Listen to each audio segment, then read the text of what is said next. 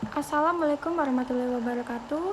Saya Cindy Aining Tias dengan NPM 224111180, kelas manajemen 22C. Di video kali ini saya akan menjelaskan materi tentang manajemen risiko hukum dan kepatuhan.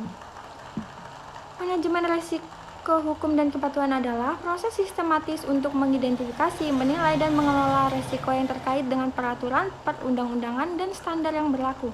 Hal ini penting untuk menjaga keberlangsungan dan reputasi organisasi. Definisi dan ruang lingkup risiko hukum dan kepatuhan.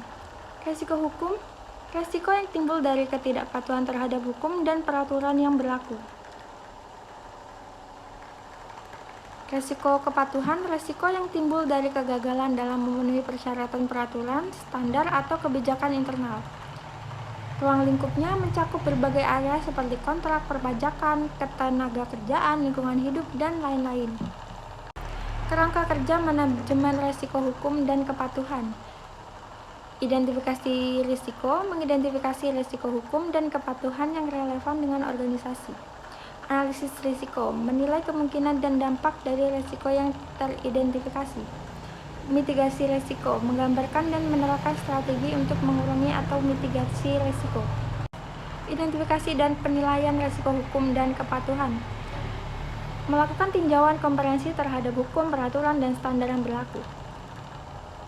Menganalisis proses bisnis, kontrak, dan dokumentasi untuk mengidentifikasi area berisiko. Penilaian risiko. Menilai kemungkinan dan dampak dari risiko yang teridentifikasi, mempertimbangkan faktor-faktor seperti frekuensi, besaran kerugian, dan reputasi. Strategi mitigasi risiko hukum dan kepatuhan. Yang pertama, pengembangan kebijakan dan prosedur, membuat panduan dan protokol untuk memastikan kepatuhan. Yang kedua, pelatihan dan edukasi,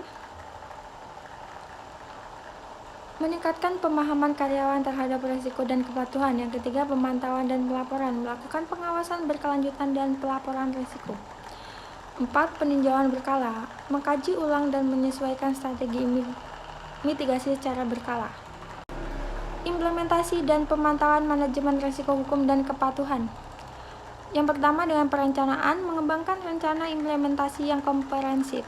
Yang kedua, pelaksanaan, menerapkan kebijakan, prosedur, dan kontrol yang telah ditetapkan. Yang ketiga, pemantauan, memantau efektivitas tindakan mitigasi dan mengidentifikasi area perbaikan. Peran dan tanggung jawab dalam manajemen risiko hukum dan kepatuhan. Yang pertama, manajemen senior, memberikan komitmen dan dukungan yang kuat. Kedua, tim kepatuhan, mengelola program kepatuhan dan memberi nasihat. Yang ketiga, karyawan, memahami dan mematuhi kebijakan serta proses. Kesimpulan dan rekomendasi. Manajemen risiko hukum dan kepatuhan merupakan proses penting untuk menjaga keberlangsungan dan reputasi organisasi. Dengan kerangka kerja yang komprehensif, organisasi dapat mengidentifikasi, menilai, dan mengelola risiko secara efektif.